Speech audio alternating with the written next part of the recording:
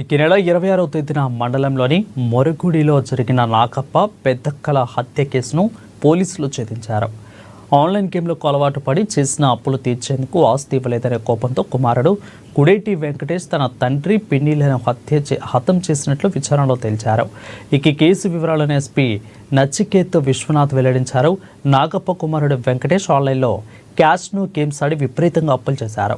చేసినప్పుడు తీర్చుకునేందుకు ఆస్తులు పంచాలంటూ తండ్రి నాగప్పను కోరాడు. దీనికి తండ్రి నాగప్ప ఒప్పుకోలేదు. పిన్ని పెద్దక్క కూడా తాము కష్టపడి సంపాదించుకున్నది నీకు ఇచ్చే ప్రసక్తి లేదని తేల్చి చెప్పారు. ఇది మనసులో పెట్టుకున్న వెంకటేష్ ఇద్దరిని హతమార్చాడని ఎస్పీ వివరించారు. 4 రోజుల్లో జంట హత్యల కేసులను ఛేదించడంలో చంబులమడుగు డీఎస్పీ, అర్బన్ సిఐ, పోలీసు సిబ్బందిని జిల్లా ఎస్పీ అభినందించి వారికి రివార్డులను అందజేశారు.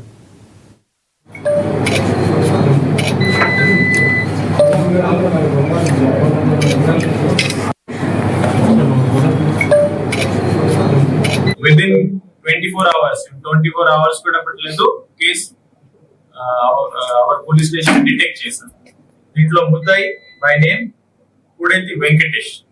ముద్దాయి is none other than son of his sister, ఆయన సొంత కొడుకు.